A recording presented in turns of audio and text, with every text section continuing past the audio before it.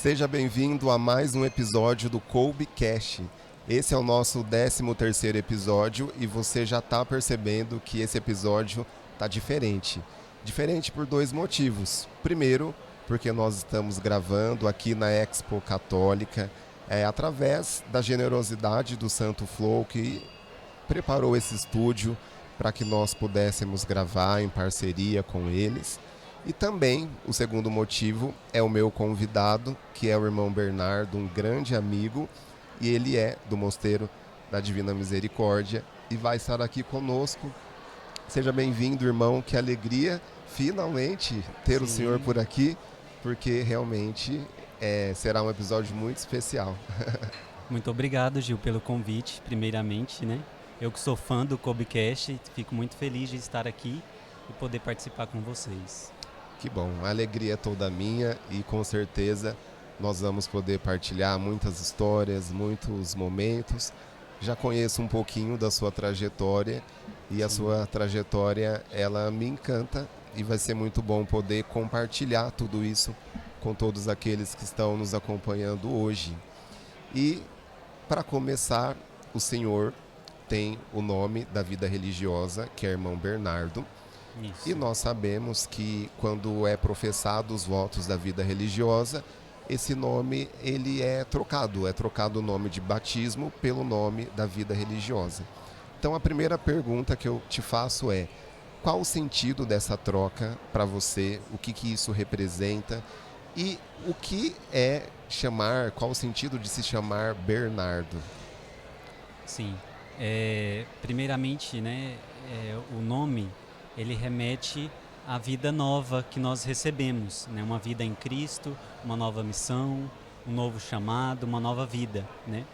Mas na etapa que nós fazemos, na etapa vocacional dentro da comunidade, do instituto, né? No período nosso do noviciado, nós recebemos então o nome novo e as vestes novas, né? O hábito novo, que quer dizer justamente isso, né?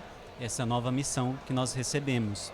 E Bernardo foi então o nome que o superior escolheu, né, nesse momento. Não somos nós que escolhemos o nosso nome, né? Nós abrimos mão até desse direito, digamos assim, e nós ficamos sabendo justamente no momento do rito do noviciado, né? Então é uma surpresa para nós também. Mas Bernardo, né, São Bernardo, por causa de São Bernardo de Claraval, foi o meu santo escolhido, né, pelo superior e que me acompanha como um protetor, um padroeiro, né? Então eu já tinha uma amizade com ele um pouco antes do noviciado, né? Conheci ele no mosteiro, mas fui conhecendo aos poucos e foi uma alegria receber, porque ele me ajudou muito a caminhar para essa proximidade com a Virgem Maria, porque São Bernardo era muito mariano. Então acho que foi até isso que ajudou o padre a discernir esse nome para mim, assim mesmo. E o senhor pôde, através desse nome, também intensificar a sua devoção a ele, depois de descobrir que seu nome seria Bernardo. Isso também aconteceu? Essa trajetória? Sim, com certeza, porque até o nosso santo, ele é um motivo de inspiração para nós, né? Então nós passamos a conhecê-lo, a nos inspirar nas virtudes deles, né? Naquilo que ele teve como vida, como chamado, como legado mesmo, né? Então São Bernardo, com certeza, foi um grande amigo e inspirador, né? Que me introduziu mesmo nessa vida de mais proximidade com a Virgem Maria e que me inspira sempre mais, porque me acompanha todos os dias. Sim, que lindo marcar, né, o início dessa profissão de votos com essa grande mudança, né, na vida, sim. Diante de tantas outras. E o sentido profundo disso é algo que marca muito o nosso coração. Sim, com certeza. Mas quero saber um pouco sobre a sua família, aonde você nasceu. O irmão Bernardo, hoje ele está no Mosteiro da Divina Misericórdia, que fica em Marília, em São Paulo. Porém, aonde o senhor nasceu, qual é a sua história familiar? Bem, eu venho de uma cidadezinha que quase ninguém conhece, chamada Portelândia, no interior de Goiás. Uma cidadezinha bem rural, bem pacata, né? Mas muito boa de se viver. Fica no interior de Goiás. Eu sou de uma família católica, graças a Deus, né? Eu tenho pais vivos, pais maravilhosos, uma família maravilhosa. Tenho uma irmã mais velha e ela tem 3 filhos, casada, 3 filhos, todos são meus afilhados e venho de um lar de bastante união, né? Cresci num lar de muito amor e acho que isso até contribuiu bastante, né, para a minha estrutura de vida, né, em todos os sentidos. E então venho do interior, né? E acho que é isso. E a sua história com Deus começa na infância? Era uma família católica? O senhor foi introduzido na fé? Sim. Acho que vou começar do começo, né? Do zero mesmo. A minha família sempre foi católica, meus avós, né? Sempre engajados. Minha avó, ministra da Eucaristia, catequista, minha mãe também catequista, né? Então, desde sempre fui introduzido nessa fé católica. Mas algo que é bem marcante, que foi desde antes do meu nascimento mesmo, que Deus, de fato, já estava dando sinais de que estava muito presente na minha vida, né? A minha mãe, quando ela ficou grávida de mim, ela já tinha passado por 3 abortos espontâneos. Né? Então, ela já tinha tido um aborto, depois teve a minha irmã, depois da minha irmã ela teve outros 2 abortos, e quando ela ficou grávida pela última vez, pela 5ª vez, ela conta que tinha bastante medo de perder esse neném. Então ela se refugiava no sacrário. Então ela conta que ia para diante de Jesus, ia para a capela, ia para diante do Santíssimo e pedia que essa criança pudesse ser toda de Deus. Então ali ela fez uma consagração, né, e entregando mesmo aquela criança para que fosse toda de Deus. Então, graças a Deus, Deus ouviu as preces dela, né? Então eu nasci antes do tempo um pouco, eu nasci de 8 meses e alguns dias, nasci no dia de Nossa Senhora Aparecida, né? Então acho que foi bem programado mesmo. E então desde o ventre da minha mãe, digamos assim, e essa passagem é muito forte para mim, né? Deus me chamou e me permitiu, né, vir à vida, né? E isso sempre foi motivo de que a minha mãe acreditasse muito na minha vida entregue a Deus, né? Mas durante a minha vida, então, como criança, quando pequeno, eu fui coroinha durante um tempo e quando mais pequeno, eles contam que eu brincava de padre. Então eu vestia uma camisa do meu pai, rezava a missa para os animaizinhos ali, e isso era bastante forte em mim. Porém, isso ficou um pouco adormecido, né? Porque quando eu cresci, isso meio que se perdeu. Então eu não fui engajado na igreja, não participei de nenhuma pastoral. Depois de coroinha, eu não fiz mais nada, digamos assim. Né? Mas a minha infância foi bastante marcada por isso, por esses sinais de Deus presente mesmo. Entendi. Então, o senhor teve uma oportunidade ali de ter uma mãe de muita fé, uma família de fé, que te introduziu na fé, na igreja, mas ainda, até se tornar um monge, temos aí um caminho bem longo para compreender. Sim. Mas, antes de ser monge, imagino que o senhor deva ter vivido várias experiências. Então, eu queria saber como foi que o senhor cresceu, como que foi esse caminho que antecede o despertar vocacional. Sim. Como o Gil disse, né, eu pertenço à Fraternidade dos Irmãos de Jesus Misericordioso, né, ou Mosteiro da Divina Misericórdia, que fica em Marília, São Paulo. Mas nem sempre eu quis ser um monge. Na verdade, eu nunca quis ser um monge, né? Então, quando eu fui crescendo, né, eu fiz faculdade de psicologia, então me formei em psicologia. E nesse tempo, eu considero que foi o tempo que eu fiquei mais distante de Deus. Então eu tive que entrar em uma outra realidade né, de faculdade, de estudos, gente nova, festas, e isso mudou completamente assim o rumo da minha vida, né, digamos assim. A psicologia, ela abriu muito a minha mente para outros sentidos. Então, às vezes eu ia na igreja, né, eu ficava afastado, mas nunca deixei de ir na missa nem nada. Uhum. Mas às vezes eu ia na igreja e eu discordava de tudo que acontecia. Discordava do padre, não gostava das homilias. Então acho que esse período foi mais crítico, assim Sim. mesmo, né? Vivi uma vida sem conhecimento do que era sacramento, né? Do que era estado de graça, nem nada disso, né? E então fiz psicologia. Depois que eu me formei, eu me especializei em psicologia clínica, né, na abordagem terapia cognitivo-comportamental. Depois me especializei em neurociência. E esse foi um período que me levou a uma certa independência, né? Então, eu terminei de estudar, já fui, trabalhei, né? Trabalhei 4 anos na área, antes de ir para o mosteiro, né? E até o meu encontro com Deus verdadeiramente, digamos assim, eu estava já bem estruturado, né? Eu tinha 24 anos e já estava trabalhando na faculdade que eu me formei, né? Já tinha 2 especializações, já tinha carro, já tinha casa, né? Já morava sozinho, né? E esse tempo eu vivia bastante introduzido no mundo, assim, ia bastante em festas, né? No tempo da faculdade não importava que festa que era, mas eu estava lá. Se era festa, Né? o senhor estava dentro. Se era festa eu estava dentro. Nem que eu não fosse, mas depois eu vendia o ingresso. Né? Não perdia uma. Não perdia. É só, antes do senhor continuar, eu acho que vale a pena essa observação, porque nós sabemos que o tempo da faculdade é um tempo de grandes perigos para a fé, né?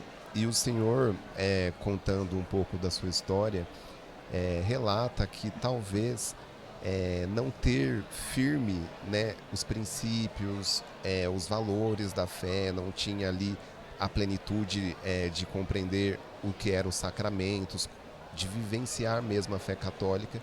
Isso te deixou, e acredito que deixa muitos jovens dentro de uma vulnerabilidade, porque o tempo da faculdade é um tempo de muitas propostas, de muitas possibilidades, que se você não alicerçou bem a sua base, você corre um risco de se perder neste tempo, né?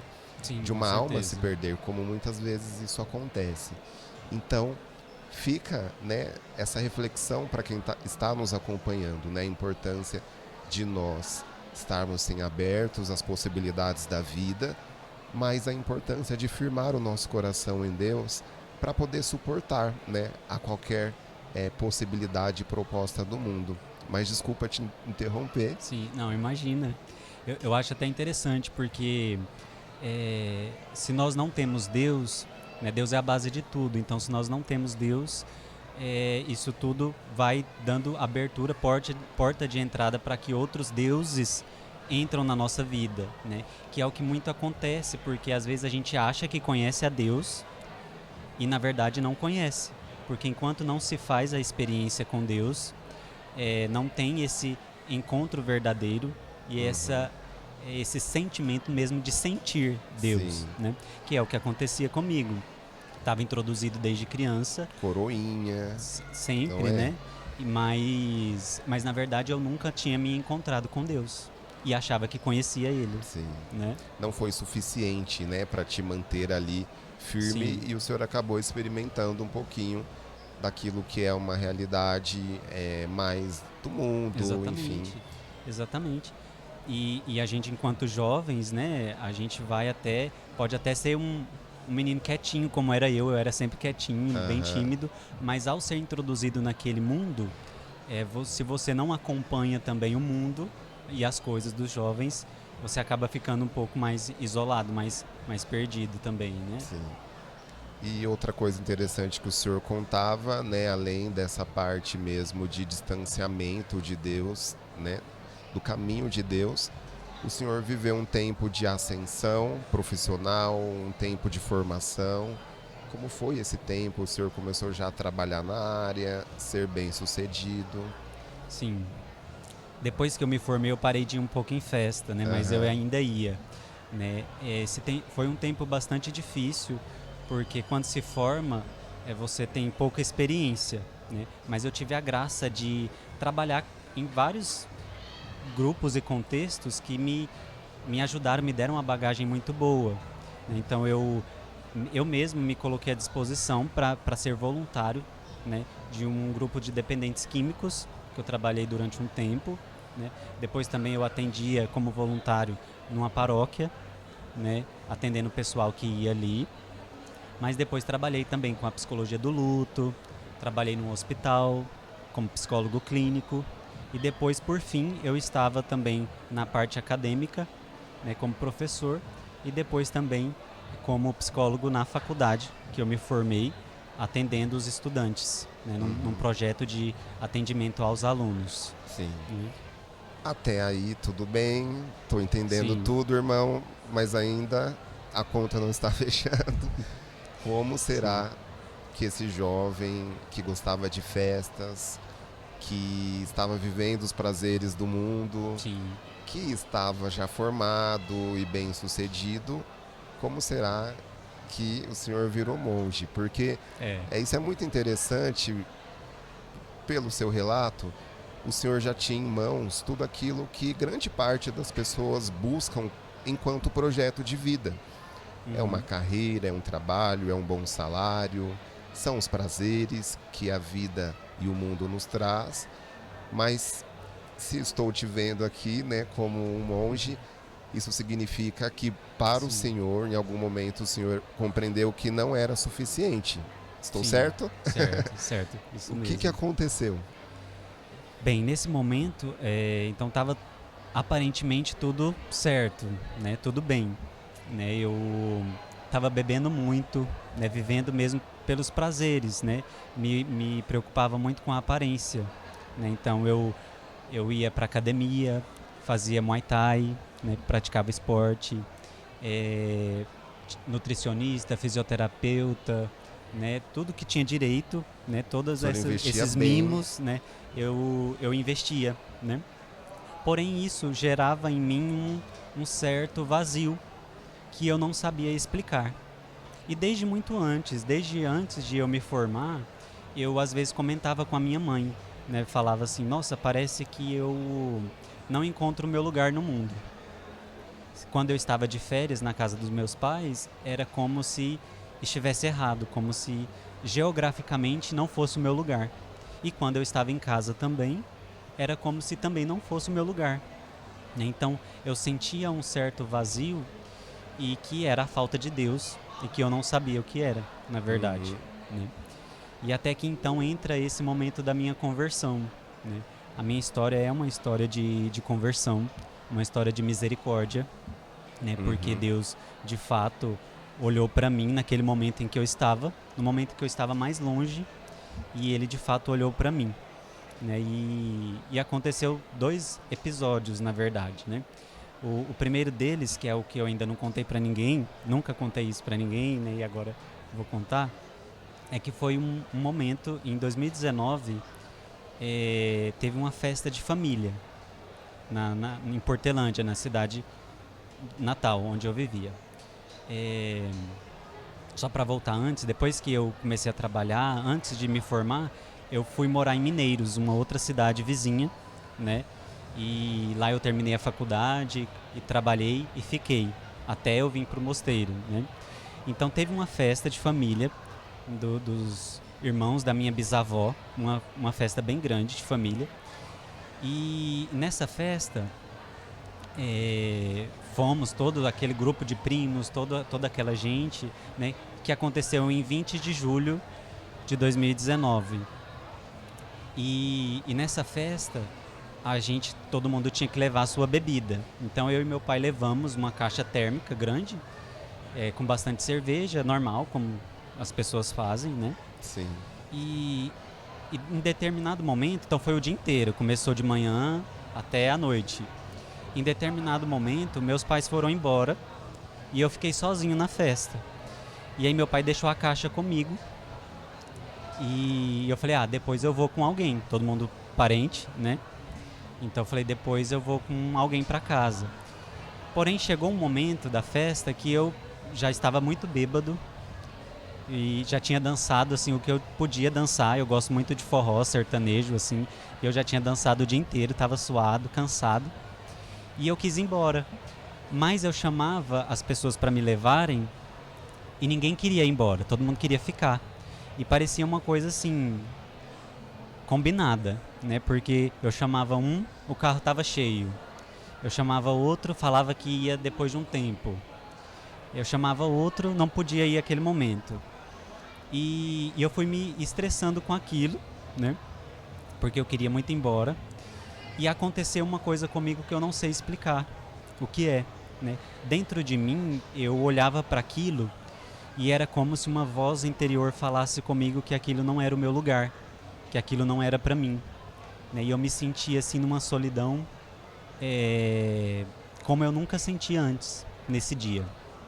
Então eu olhava para os lados e tentava entender o que estava acontecendo e eu não entendia o porquê eu estava ali. Era como se aquilo não fosse ambiente para mim, né? Então eu falei, eu vou embora sozinho, já que ninguém quer me levar, eu vou embora sozinho. Então eu peguei aquela caixa e estava muito pesada porque estava com bastante gelo, bastante cerveja ainda. E o caminho desse lugar onde era a festa até a cidade era um caminho de chão, estrada de chão, e bastante longo, assim, para ir a pé, né? De carro não, mas a pé sim. E eu lembro que eu fiz aquele caminho com bastante dificuldade. Então eu ia levando aquela caixa, ia parando no caminho, porque estava muito pesada. E eu ia chorando muito. E eu comecei a chorar muito. E naquele momento eu nunca esqueço, né? Que eu olhava para o céu e o céu estava muito estrelado, estava muito bonito. E eu comecei a fazer uma oração naquele momento. Uma oração de revolta, né? Mas era uma oração, um clamor, né? Um socorro. Então eu olhava para o céu e eu gritava com Deus, né? E eu falava para Ele mais ou menos assim, né? Se Ele estava me vendo ali, eu falava, está me vendo aqui, né? E eu falava que estava sozinho, né? E eu falava, olha, ninguém me quer, né? E eu estou sozinho e eu estou me sentindo sozinho. E se você me quiser para você, eu estou aqui, né? Me pega para você, porque eu estou sozinho, né? E eu chorava muito. E aquele caminho, carregando aquela caixa, né? Hoje eu compreendo, assim, como se fosse uma cruz que eu estava carregando, né? Que era muito pesada e que Jesus olhou de fato para mim e me ajudou a carregar essa cruz, né? Então, quando eu terminei de chegar em casa, eu chorei muito, fui dormir, depois tudo bem, né? Isso foi em julho. Quando foi em agosto, um primo meu, que mora em Cuiabá, ele foi passar as férias em casa e estaria acontecendo no mesmo tempo, aos 50 anos, o encontro dos 50 anos da Renovação Carismática Católica, que seria em Mineiros, na cidade onde eu estava morando. E ele quis ir nesse encontro e me convidou para ir. Mas eu nunca nunca tinha ido no encontro da Renovação Carismática. Se eu estiver indo muito rápido, me fala, Gil. Não, está ótimo, inclusive. E ele quis ir nesse encontro, então. E a minha mãe também quis ir. E a minha mãe acabou levando um monte de gente para se hospedar na minha casa. Então levou as amigas dela, né, para Mineiros, ficaram lá. E eu não tive como dizer não, né? Então eu fui para esse encontro meio que por obrigação, né? Meio que para não fazer feio para eles que estavam lá comigo, né? E foi aí que tudo aconteceu de verdade, né? Porque nesse encontro, que foram 3 dias, acho que começou na sexta, sábado e domingo, teve todos os momentos, né? As missas, os louvores, e eu estava achando tudo aquilo muito, muito estranho, porque eu não me encaixava naquilo também, assim. Eu via o pessoal pulando e dançando e cantando, né? E eu nunca tinha visto aquilo. Eu achava tudo muito assustador, assim. Mas no sábado, e o interessante também é isso, sábado era dia 25 de agosto, que nós sabemos é o dia do natalício de Santa Faustina, o dia que ela nasceu. E nesse dia, de fato, eu tive um encontro com Deus através do repouso no Espírito Santo. E foi muito marcante também, porque estávamos em um grupo de 4 pessoas, né? Minha mãe, uma prima minha e o meu primo e eu. E as pessoas iam repousando e eles iam deixando elas no chão, né? Então a minha mãe foi primeiro, e a gente todos de mão dadas, depois a minha prima. E eu lembro que quando ficamos nós dois, eu e meu primo, né, ele estendeu a mão para mim, e foi muito marcante. Eu nunca falei isso para ele, né? Ele vai estar assistindo com certeza, ele vai ver. E foi muito marcante o gesto que ele fez, porque ele estendeu as mãos para mim assim e disse, né? Agora somos só você e eu. Mas aquele só você e eu que ele disse não era ele, né? Era como se fosse o próprio Cristo mesmo. E quando eu toquei nele, eu tive o repouso no Espírito, né? E o interessante é que ele hoje está quase se formando em medicina, né? E então eu considero que assim, os meus 2 nascimentos eu estive nas mãos de um médico, né? Aquele que me recebeu nas mãos da minha mãe, e nesse no Espírito foi um médico que estava ali comigo, né? Então o repouso no Espírito foi aquilo que marcou mesmo a minha vida, foi o toque de Deus na minha alma e uma experiência do amor de Deus que só quem experimenta, só quem sente para explicar, porque não tem explicação. Poderia falar aqui, né, descrever de 1001 formas, mas quem nunca experimentou não vai saber dizer, nem entender, né? Mas foi como se eu tivesse experimentado o maior amor do mundo e que eu nunca tinha experimentado até então. Que lindo. Né? Então, quando... Pode falar. Não, é que ouvir esse testemunho é impossível não se lembrar, né, das palavras de Jesus que nos fez acreditar que é possível nascer de novo. Sim. E nascer do Espírito Santo, né? Sim. E o seu testemunho, ele claramente, ele mostra, né, para nós concretamente esse nascimento através de uma experiência com o Espírito Santo que dividiu a sua vida, né? Como Sim, o Senhor totalmente. mesmo definiu como um novo nascimento e dividiu aquela vida vazia, uma vida que buscou felicidade onde não encontrou, para uma nova vida que imagino que o senhor vai começar a nos contar a partir de agora. Sim, exatamente. Essa experiência foi não somente uma experiência com Deus, mas foi também o início do meu chamado, né? Porque acho que o meu chamado começa ali também, né? Então aquele toque de Deus transformou minha vida em todos os sentidos, né? Então depois eu tive esse encontro, né? E as transformações foram acontecendo ao mesmo tempo muito rápidas, mas também ao mesmo tempo foi um processo, né? Mas eu digo que foi o início do meu chamado porque as mudanças que aconteceram em mim foram justamente desejos que eu não tinha antes. Então imediatamente quando eu comecei na segunda-feira a seguir minha vida, eu tive o desejo de rezar, que era algo que eu não fazia antes com frequência, né? Então eu tive o desejo de rezar o terço, tive o desejo de ler a Bíblia e tive o desejo de ir à missa diária, que também eu não tinha hábito de fazer. Já eram isso. frutos daquela experiência. Sim, com certeza, né? E nisso eu comecei a buscar, que é algo que todos nós temos que fazer, porque às vezes as pessoas até têm um encontro, mas não alimenta a chama. E aquilo foi algo que Deus, graças a Deus, me proporcionou, porque não me deixou sozinho também. Porque eu comecei a buscar. Então eu fiz o seminário de vida, depois eu fiz o seminário de dons, que é aquele movimento da renovação carismática. E nesse tempo, então, a minha vida foi transformando. Eu considero também, assim, a minha conversão... claro, não sou digno de fazer uma comparação dessa, mas como a de São Paulo, porque São Paulo, ele ficou cego. Quando a luz de Cristo entra nele, aquela claridade era tão grande que ele fica cego. Sim.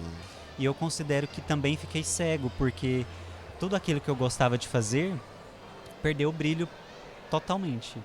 Eu perdi o gosto de sair com os amigos, de ir pra festa, de beber, e foi naturalmente, não foi nada forçado, nem nada que a igreja que está pedindo, né? Nem nada disso. Foi algo que o próprio movimento do Espírito dentro de mim foi gerando. Depois eu procurei a confissão e depois comecei a ter a direção espiritual.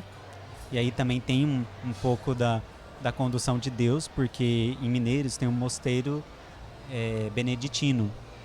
E eu procurei o mosteiro para poder fazer a minha direção espiritual com um monge. Ele foi o meu primeiro diretor espiritual que me ajudou nesse processo, né? E nesse sentido eu comecei a ficar com bastante inquietação. Então eu queria só rezar. Fiquei até chato um pouco, porque a minha família chegava lá em casa, falava que minha casa estava cheirando vela, que eu já estava rezando, e todo mundo estava incomodado já, porque aquilo era o que me preenchia. Aquele vazio que eu tinha antes começou a ser preenchido pela vida de oração. Então era isso que me preenchia. E eu acho que Deus, né, na sua pedagogia, ele se utilizou muito comigo da vida dos santos. E eu sou assim, eu vejo um santo, eu já pego para mim como amigo e já fico com ele para mim. Não larga mais. Não largo mais. E imediatamente, voltando um pouco, aquele repouso que eu tive, nós tivemos uma palestra com a esposa do Juninho Casimiro, acho que é o nome dela, Renata, alguma coisa assim. Rafaela. Ela foi dar uma palestra para nós sobre Santa Teresinha. E aquela palestra mexeu muito comigo, porque eu pensei assim, cara, se essa santa, se essa menina me amou tanto a Deus assim, eu preciso amar também.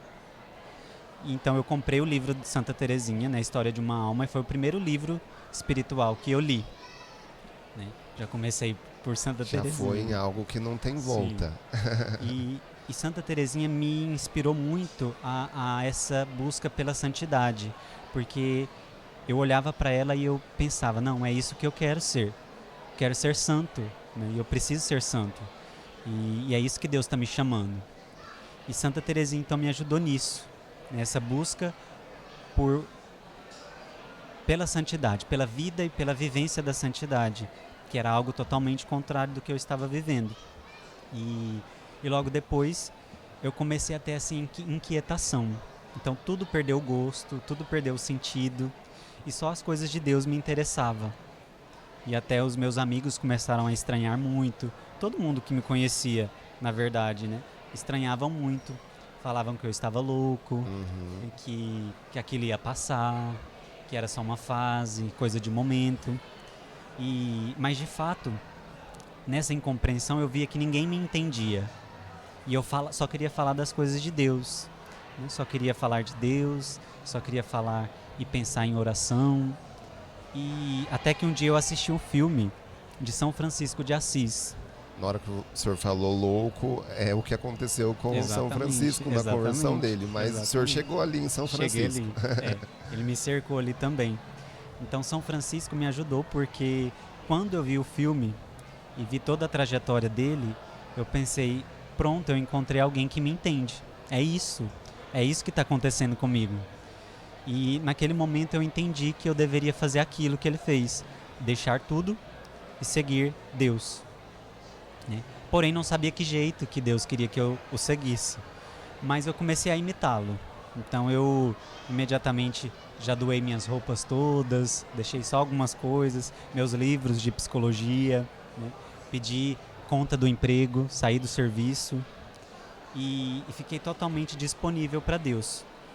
E isso gerou muito impacto nos outros, porque era como se fosse uma radicalidade, não estavam acostumados. Sim. E estava mais próximo da loucura do que de um chamado mesmo. Sim. Aos olhos dos outros. Mas aos olhos da fé, vendo o senhor contar, para mim fica muito claro um trabalhar muito natural de Deus na sua vida, sim, te conduzindo à sua vocação, a sua vocação, que foi o despertar o desejo pela oração, o que é muito próprio da vida monástica, e também esse desapego, né, aos bens, que está totalmente relacionado a um dos votos, que é o voto de pobreza.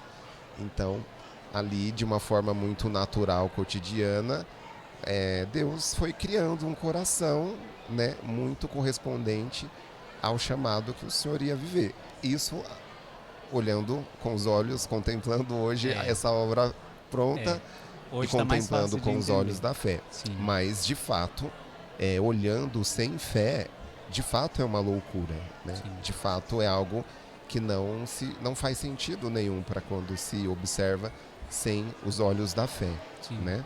Sim. E nesse contexto, né, nesse interim, outro importante santo que me ajudou, que vai ser santo ainda, né, na época não era nem beato, que é o Carlo Acutis, ele apareceu assim enquanto eu pesquisava alguma coisa na internet. Então eu conheci ele e ele me ajudou muito, foi muito importante porque ele me levou a essa vida de adoração. Então eu, a partir do exemplo dele, eu comecei a visitar o sacrário, comecei a passar tempos ali, rezar o rosário, que era algo difícil para mim. E isso foi só confirmando aquilo que Deus estaria me chamando posteriormente, né? E nessa confusão toda que eu estava, esse mesmo primo, que foi fazer o encontro da renovação, né, de Cuiabá, ele me falou, olha, vai ter um encontro vocacional no Seminário Cristo Rei, em Cuiabá, e seria talvez interessante você fazer, porque o encontro vai te direcionar a alguma coisa e de repente você tem alguma resposta daquilo que Deus está querendo para você. E assim eu fiz um encontro vocacional no seminário, gostei muito, porém eu ainda não sabia se era isso que Deus me chamava ao sacerdócio, algo que me inquietava, assim, não caía muito bem ainda direito no meu coração. Até que então eles perguntaram se queríamos fazer o acompanhamento, e eu quis fazer o acompanhamento, fiz o acompanhamento com o reitor, e a gente fazia por via online, porque nesse tempo já estávamos na pandemia, né? E nesse processo teve um dia que o reitor foi bem claro comigo, falou, olha, nós não vamos te enrolar não, nós estamos vendo que você gosta, né, de determinado perfil, seu jeito de rezar, e pensamos que você não tem vocação diocesana. Então nós vamos te dispensar do processo e achamos melhor você procurar um outro lugar, porque pensamos que você tem vocação contemplativa. E aquilo foi uma grande revolta para mim, porque eu queria muito entrar ali e não me via nada contemplativo. Até o momento... Não, né? Me causava muito medo, né? Porque eu sempre amei muito o mundo e isso era algo que eu não queria. Então eu fui dispensado e ele me indicou que eu procurasse a obra dos Santos Anjos, porque em Goiás tinha, né, a casa deles, mas de tão irritado que eu fiquei, eu não procurei, nunca procurei, e fiquei em silêncio depois disso.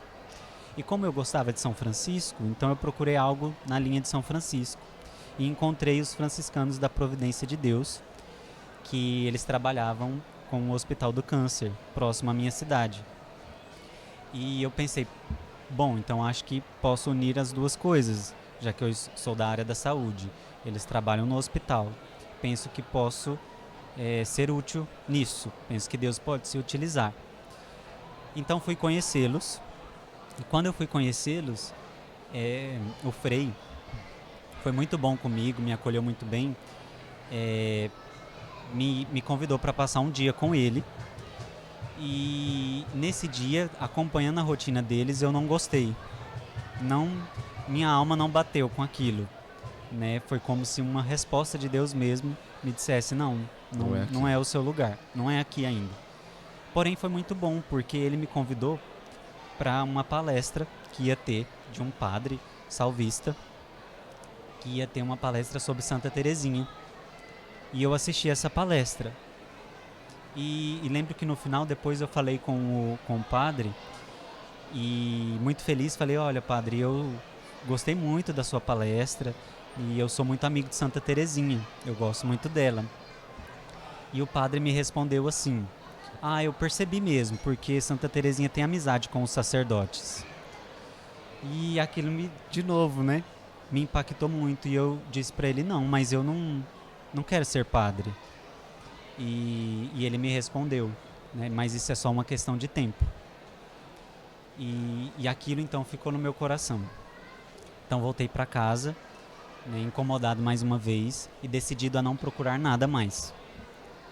E aí que Deus agiu, né, por si mesmo, né, e encontrei um primo meu, outro primo, né, muitos primos na história. Né, A família atuando bem em favor de Deus aí. Sim. Que é o que São Bernardo tinha também, né, como com os primos, né, conseguiu levar muitos primos familiares para o convento. Né. E um primo meu, ele já estava na vida religiosa há muito tempo, que quem conhece é o irmão Miguel, do Mosteiro da Divina Misericórdia. E ele já estava há 1 ano no mosteiro e ele tinha ido de férias para casa. Então me encontrei com ele, contei para ele o que estava acontecendo e ele me disse: olha, primo, eu acho que seria uma boa você conhecer o nosso mosteiro, porque talvez você se daria bem. Né? E eu até falei: tudo bem, vou mandar mensagem pro padre, né, promotor vocacional. Mas foi questão de tempos, assim, em poucas horas eu já tinha falado com o padre Gabriel, já tinha marcado a minha ida para conhecer o mosteiro e já estava tudo certo. Então, quando ele voltou de férias, eu voltei com ele, conheci o mosteiro, que estava ainda em Lucélia, né? Nosso primeiro mosteirinho ainda lá em Lucélia. E lá sim, a minha alma encontrou aquilo que eu estava procurando. Não encontrei de imediato, porque eu estava ainda muito agitado. Mas Deus falou comigo nesses dias, né? Eu fiquei 7 dias lá. E foi como se realmente eu estivesse precisando daquele espaço e daquela estrutura para fazer a vontade de Deus naquilo que Ele já estava suscitando na minha vida, na minha alma, que era a vida de oração e a vida de adoração. E foi assim que eu conheci o mosteiro, né? E fiquei até hoje, graças a Deus. E aí, quando o senhor entendeu que era ali o seu chamado, como foi comunicar a família? As pessoas já estavam te achando meio louco. Sim. Imagine louco e meio, né? No próximo passo, mas como foi essa transição? Sim, minha família encarou muito bem. Eu sempre fui muito claro com eles, então desde o início eu fui comunicando eles o processo que eu estava vivendo e eles aceitaram muito bem. A minha mãe principalmente, né? Principalmente também porque ela é devota de Santa Faustina, já conhecia Santa Faustina e isso para ela foi uma grande graça, foi uma grande resposta de Deus, né, para aquilo que desde o meu nascimento ela tinha em oração.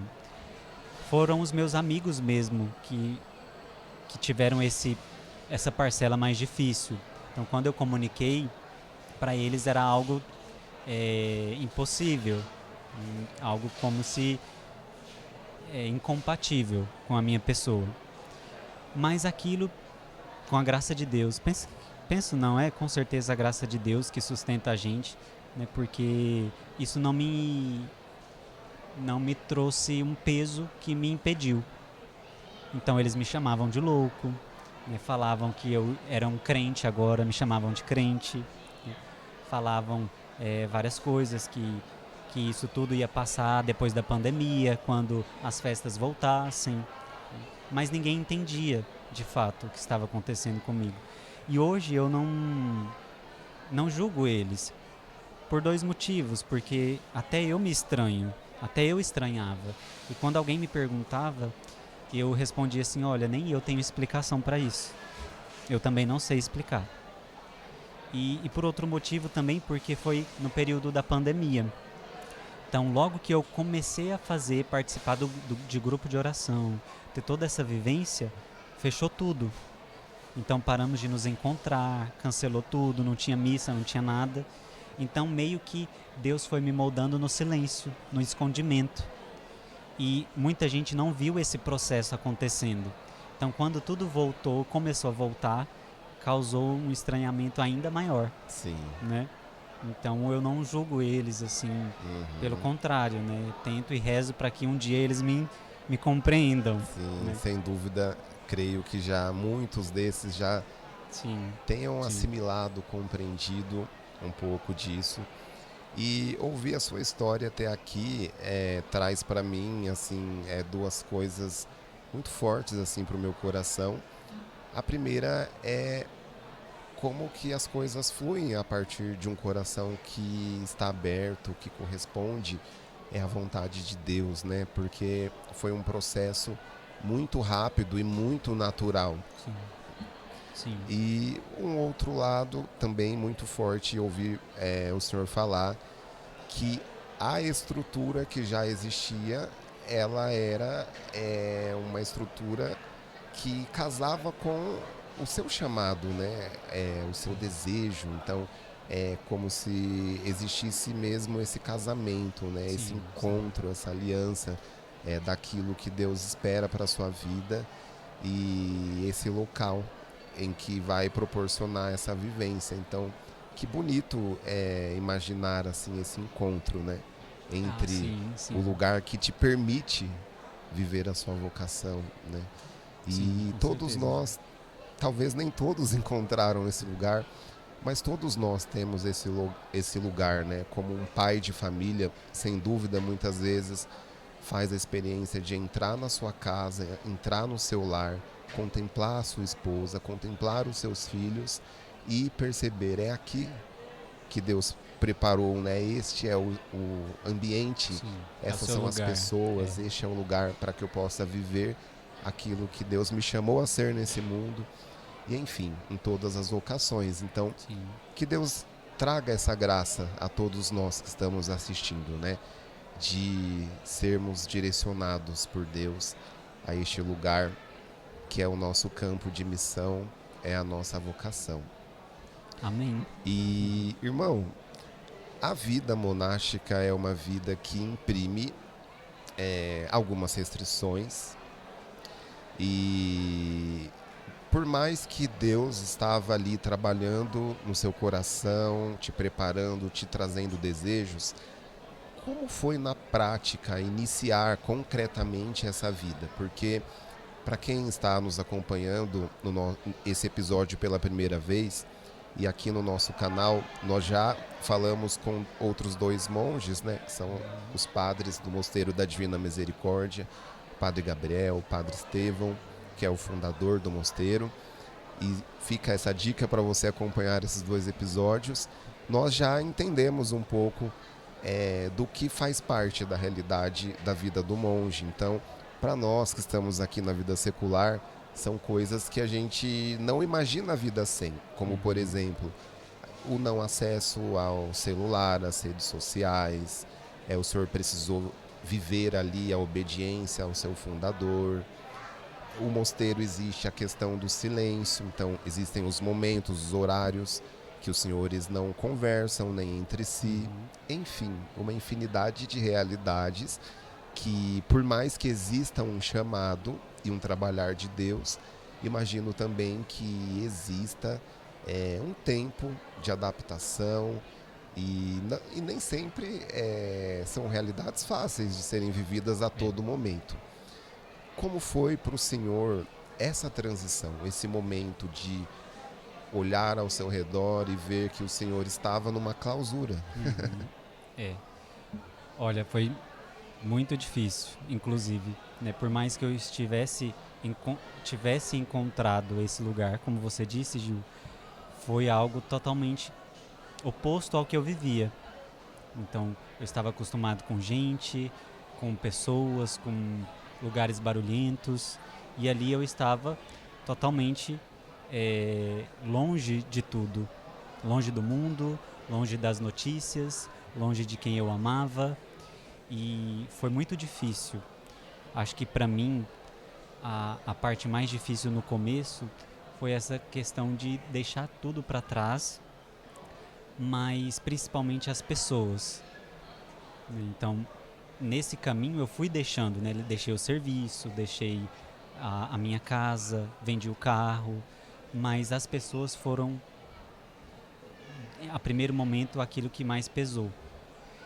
E eu considero que tudo tem um preço também. Sim, Então, se eu estava ali e estava disposto, e depois de um tempo buscando, Deus já tinha me levado até aquele lugar. Eu tentava vencer as dificuldades, com a graça de Deus. E penso que é isso mesmo, não tem outra resposta, porque Deus, quando chama alguém para uma vocação e para um chamado, primeiramente Ele dá a graça. Então, considero que se não fosse a graça de Deus, eu não teria conseguido mesmo a viver as exigências da radicalidade que a vida monástica pede. Principalmente no nosso mosteiro antigo, que era bem mais rural, bem mais escondido, bem mais silencioso. Hoje nós estamos em Marília, temos um público maior que frequenta o mosteiro, a igreja é maior, tem mais pessoas, mudou um pouco a nossa rotina.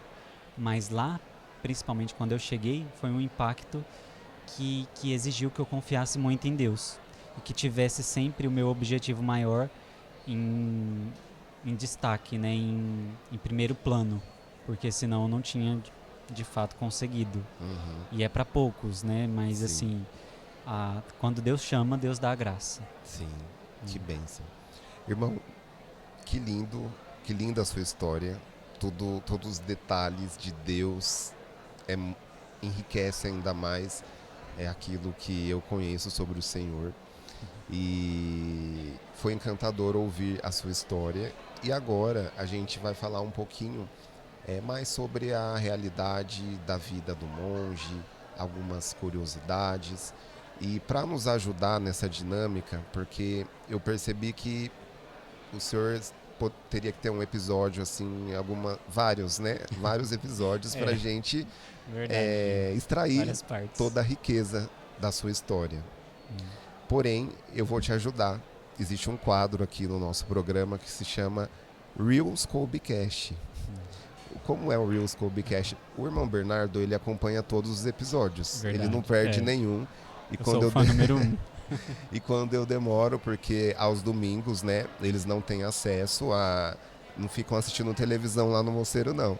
Mas aos domingos, né, o senhor pode falar melhor do que eu. Isso. Eu sei que aos domingos existe aí uma possibilidade de assistir, explica melhor, Isso. né? Aos domingos, após o Terço da Misericórdia, nós temos um tempo livre, que é o tempo onde a gente pode falar com a família, onde a gente pode assistir alguma coisa, então temos a liberdade de acessar alguma coisa, né? Sim. Então é nesse momento que eu busco estar antenado. Então, no tempinho livre dos domingos, o irmão dá um espacinho pro Colbicast. Com certeza. E quando eu não publico, ele vem puxar a minha orelha, né, irmão?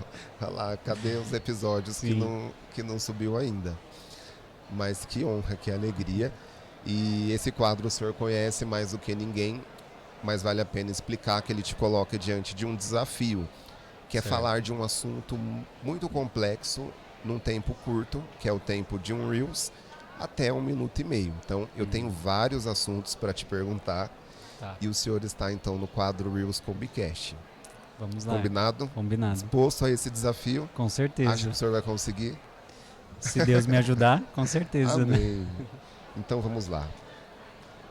Fale um pouco sobre como é viver a vida contemplativa. Bom, a vida contemplativa, ela é uma vida de constante olhar para Deus em todas as coisas que se faz, desde o acordar até o ir se deitar, é conseguir enxergar Deus naquilo que se faz, na oração, no outro, no trabalho, estar sempre com o sobrenatural diante dos nossos olhos. Acho que a contemplação é isso. Sim. É conseguir enxergar Deus e fazer tudo por Ele no dia a dia, em tudo que se faz, transformar tudo em oração. Sim. Na vida religiosa, nós sabemos que existe a vida ativa, que são os irmãos que saem em missões, né? Mas a vida contemplativa, ela imprime esse caráter de oracional, né? E não importa se você está ali realmente vivendo um momento de oração ou executando uma atividade, um trabalho, mas a contemplação, ela se dá, como o senhor explicou, nesta busca, nesse olhar mesmo para Deus. Isso. A contemplação claro, até uma vida pessoa ativa ativa também, né? é contemplativa, né? Mas a nossa estrutura, como eu disse, permite que você esteja ali e que vivencie essas 24 horas Para constantemente isso. para Deus, né? Perfeito. Vamos lá. Como é morar com Jesus? Com Jesus. Acho que essa é uma resposta muito particular, né? Cada um vai enfrentar de uma forma.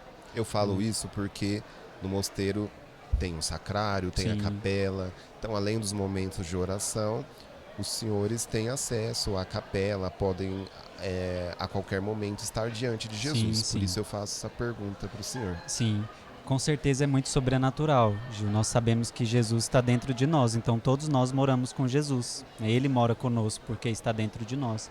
Mas ali no sacrário é de modo muito especial porque é físico, a presença mesmo física, né, concreta e sacramental de Jesus. Mas é uma experiência muito que só quem vive mesmo para saber. Eu procuro viver isso tendo ele como o centro de tudo. Então, a todo momento que eu passo pela capela, eu entro, falo oi para ele, né, de manhã antes de qualquer coisa, passo ali para ver ele, né, para pensar nele, para ver se tá tudo bem ali, se tá sujo, se precisa organizar, se tem luz, né, para que ele esteja bem, né? Claro, ele vai estar bem, né? Mas esse cuidado, né, é ter esse cuidado como quem mora junto, por exemplo. E isso é muito bonito, né? Eu acho que morar com Jesus é transformar tudo para que tudo que se faça, ele seja o dono de tudo. E ele seja o centro de tudo. Entendi. Tá muito ligado ao relacionamento que E se cria com ele. exatamente. Não basta Quem estar mora ali. quem mora junto com certeza tem uma afinidade maior, né? Tem uma afinidade, os laços que vão se firmando. E morar junto com Jesus, de fato, é isso. Né? E estar sempre com ele nos momentos difíceis, é ter como recorrer a ele, né? Quando se está sozinho, é ir conversar com ele, e ele é aquele amigo que sempre vai estar disponível, né? Então acho que esse é o maior privilégio, né? Porque além de estar sempre disponível a qualquer horário, a qualquer momento, ele também dispensa suas graças, né, sobre nós. É um grande privilégio para gente que não mora com Jesus. Ele é o Digamos rei, que é um né? grande diferencial ter Sim. Jesus ali naquele mesmo ambiente. Sim. Sem dúvida. O senhor está no mosteiro há quanto tempo? Vai fazer quase 4 anos, Gil. Então, Reels Kobe Cash é uma pergunta difícil para o senhor. Nesses 4 anos, quais foram as maiores transformações, as grandes lapidações nesse tempo de vida intensa com o coração em Deus? Eu acho que tudo, né? Uma nova pessoa, de fato. Né? O meu chamado me transformou em uma nova pessoa, tanto exteriormente como interiormente. Eu acho que as transformações, elas estão em constante acontecimento. Mas acho que a transformação foi me transformar de uma pessoa que estava nas trevas para uma pessoa que agora busca constantemente estar na luz. E Jesus nos transforma todos os dias, né? Então acho que a transformação foi mesmo enxergar dentro de mim as minhas misérias e todos os dias lutar com isso para que haja uma transformação mesmo, né? Que ele faça essa transformação. Ótimo, mais uma. O senhor tá indo muito bem, hein? Olha, me corrige se eu não vou estiver precisar nem estendendo editar muito. os recortes para pôr no Instagram, porque tá tudo dentro do tempo. Que bom, Gil. Próxima pergunta. O que mais te atraiu em Jesus misericordioso?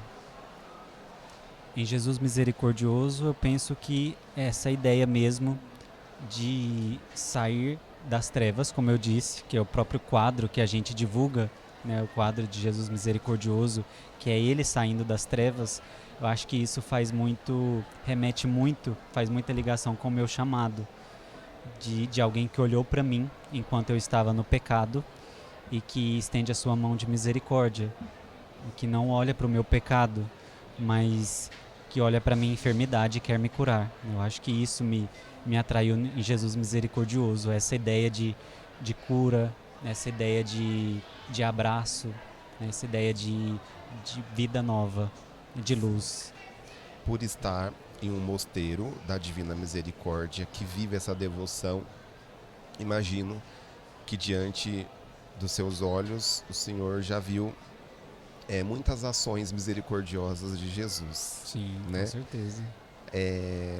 Tem alguma que te marca, assim na vida daqueles que frequentam o mosteiro? Que vão ao mosteiro. Tem muitas, Gil, muitas mesmo. Se a gente fosse falar, né, tem 2 anos que nós estamos no mosteiro em Marília, e muitos casos a gente poderia citar, né, mas de modo geral pessoas que vão com muitos problemas e às vezes até vão parar ali até sem saber que tinha um mosteiro ali. Às vezes estão passando na estrada, entram e ali elas têm de fato um encontro com Jesus, e nós temos muitos casos desses. Sim. De gente que chega ali, chora muito, e às vezes a gente tenta ajudá-los, acalmá-los, e depois eles continuam visitando o mosteiro e a gente vê a transformação deles ao Sim. passo que eles vão frequentando e vão sendo introduzidos, e é Jesus mesmo que atrai.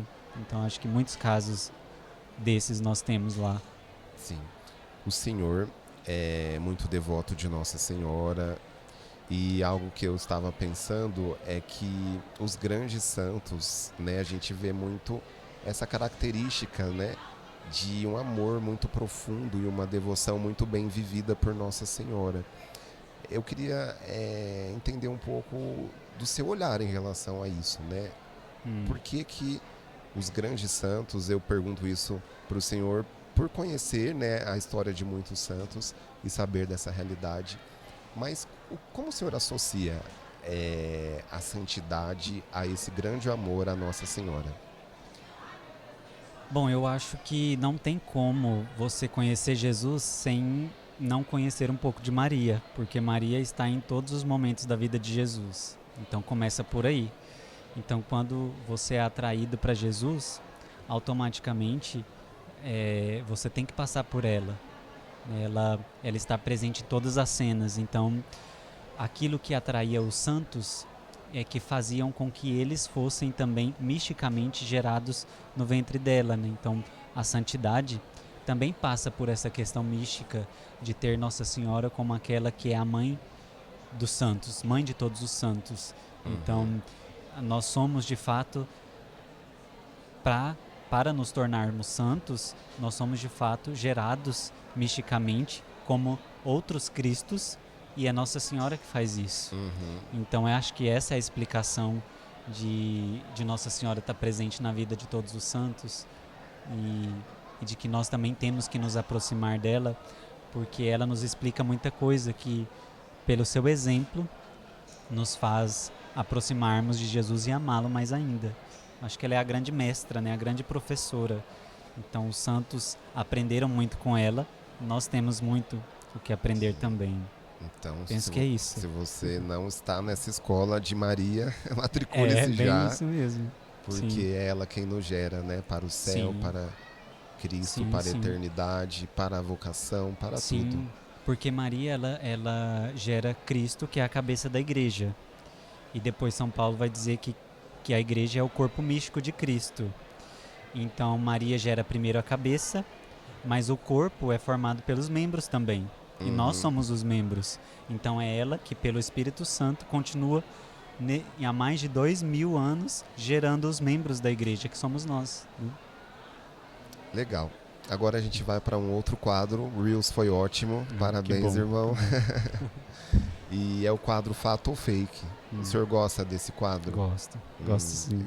Será que o senhor vai gostar de participar desse quadro? Eu acho que sim. Então, eu vou fazer algumas afirmações. O senhor diz se é fato ou fake, e depois o porquê é fato ou fake. Tá. Combinado? Tá, certo. Fato ou fake?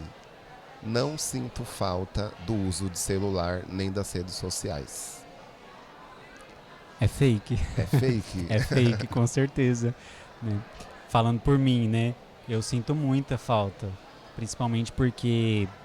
Acho que eu não cheguei a falar isso, né? Mas eu, antes de ir para o mosteiro, eu cheguei a ter um número X que era tipo...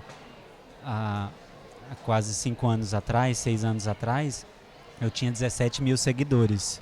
E para aquela época era assim, tava bombando, né? Famosíssimo. Era famosinho, né?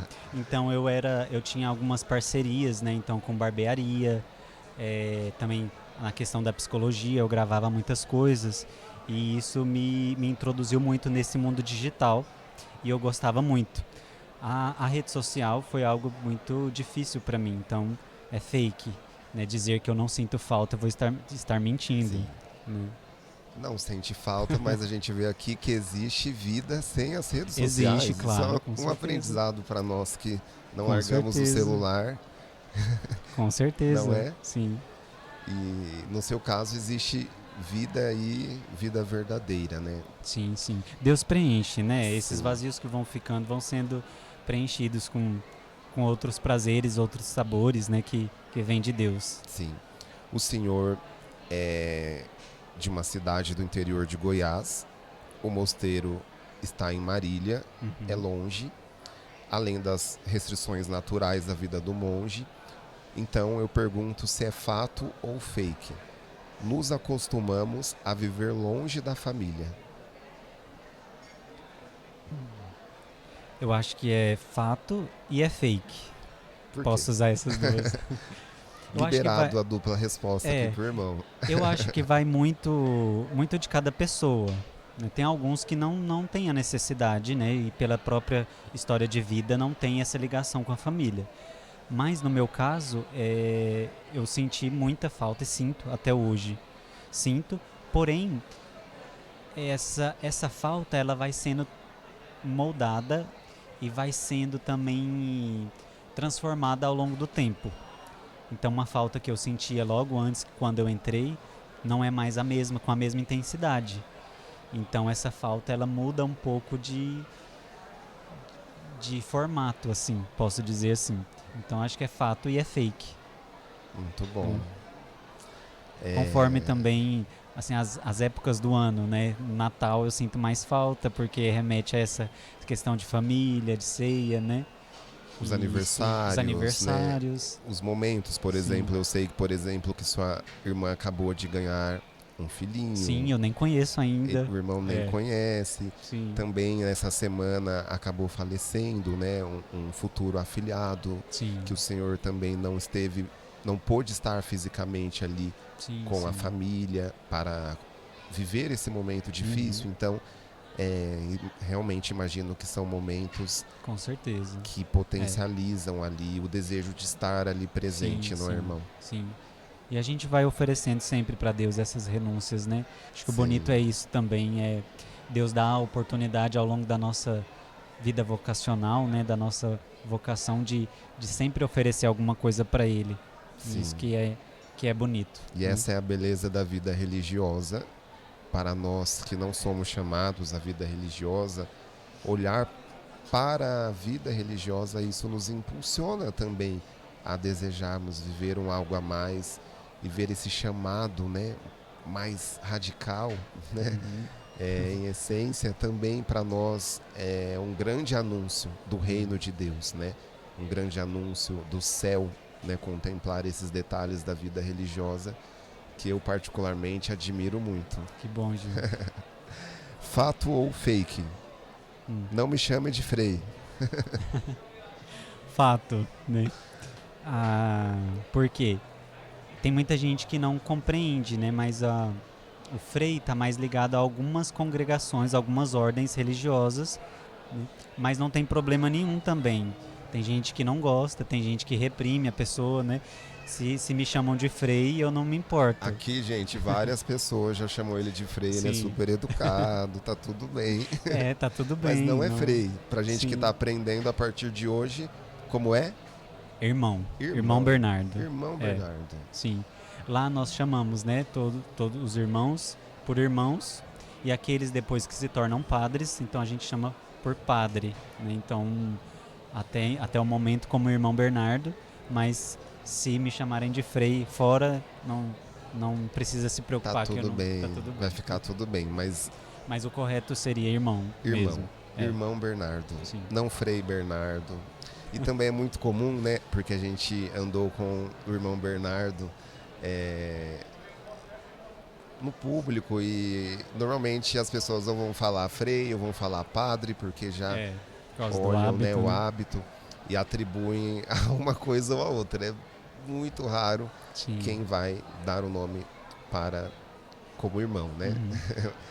Mas é muito interessante como o senhor leva isso com leveza e, Ah, sim, com e certeza. tem que ser assim, Sim. né? Não é Frei Bernardo. Não, mas tudo bem. Sim. Fato ou fake, todo monge pode celebrar missa. É fake, né? O monge ele é chamado primeiramente a ser irmão. A vocação inicial do monge é a vida de oração. Então, aqueles que celebram a missa são aqueles que, sentindo o chamado para o sacerdócio, fazem a formação sacerdotal. Então, só depois de ordenado, sim, o monge pode se tornar um sacerdote e celebrar a missa. Lá no mosteiro nós estamos atualmente em 12 monges. Dos 12, 2 são padres. Então, somente os 2 podem celebrar a Santa Missa. A missa e os demais sacramentos, né? Isso Porque também. às vezes alguém também...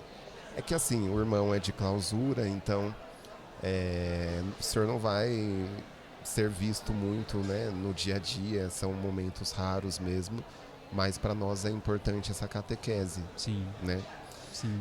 Irmão, nosso último momento aqui é o confessionário Colbcast, que é o momento que eu vou fazer algumas perguntas. O senhor vai responder em uma ou poucas palavras. Podem ser respostas profundas ou engraçadas, o senhor pode ficar à vontade. Então vamos entrar no confessionário? Vamos sim, tô pronto. Então tá bom. Um sonho realizado. Ter encontrado a minha vocação. Um sonho que pretendo realizar. Ser santo, ser um grande santo. Eu gosto muito de Jesus. De Jesus. Uma curiosidade sobre a vida do monge, das que não foram faladas aqui, porque aqui já foram muitas. Da vida do monge. Talvez sobre a morte do monge. Né? Um monge, depois que morre, pelo menos lá no nosso mosteiro, ele permanece no mosteiro. Então nós estamos ali e ficaremos ali para sempre, sim, a não ser que vire santo e seja transferido para algum outro lugar. Mas o nosso cemitério é ali no mosteiro mesmo. Um mito sobre a vida do monge. Um mito? Nós falamos já de alguns, né? Que nem todo monge é padre, nem todo monge é frei. Mas o que as pessoas, às vezes, criam na cabeça delas quando vem um monge? O senhor percebe alguma coisa? É que nem todo monge é santo. Né? Às vezes as pessoas veem a gente lá como anjos que estão cantando lá, né? Mas nem todo monge é santo. Estamos no caminho ainda, né? Sim, alguns estão, olha, muito bem. O maior milagre que Deus fez em mim? Acho que meu nascimento mesmo. O maior milagre que Deus fez ou faz através de mim?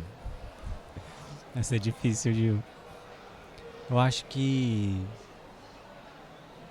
através de mim, eu acho que ser sinal da misericórdia para aqueles com quem eu encontro. Acho que isso é um milagre, né?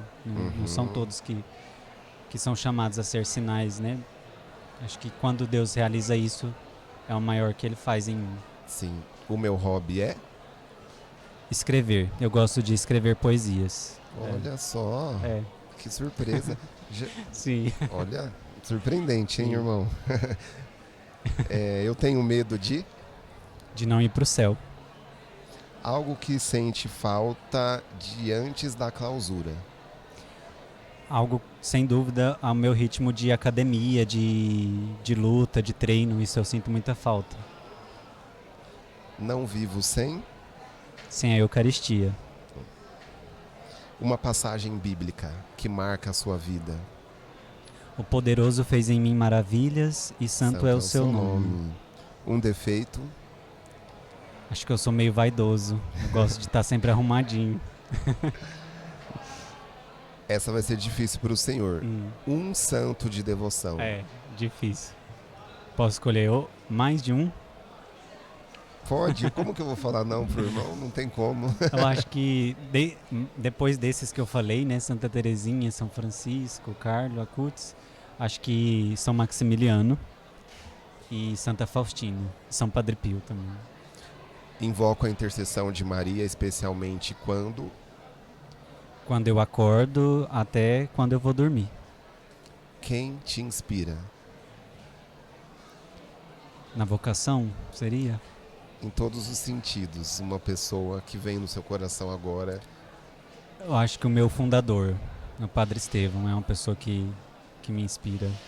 Frei Gilson também me inspira também. Para mim, o céu é. É a minha pátria, onde eu vou morar. Deus caprichou quando criou. A Virgem Maria. Quando chegar no céu, vou olhar para Jesus E vou dizer, Jesus, agora sim começa a minha missão. olha só, que lindo. De tudo que Deus sabe sobre o Senhor, o que Ele mais gosta? Eu acho que tudo, né? Jesus, quando olha para mim, até as minhas misérias, ele olha e sabe que tudo é bom, que pode fazer alguma coisa. Certo. Para alguém que está vendo esse vídeo daqui 200 anos, quem foi o irmão Bernardo? Eu acho que o irmão Bernardo foi um pequeno monge barbudo que gostava de rezar e que procurou passar por este mundo amando muito Jesus e a Virgem Maria. Sim. Sim.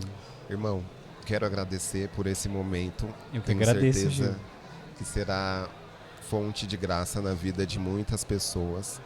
E também agradeço a todos os irmãos da Divina Misericórdia, Muito obrigado. ao seu fundador que permitiu que o senhor estivesse aqui, porque o senhor saiu da clausura, né? Sim, isso é raro. Isso é raro, isso é algo muito Sim. bom. Então quero agradecer também a todos os irmãos.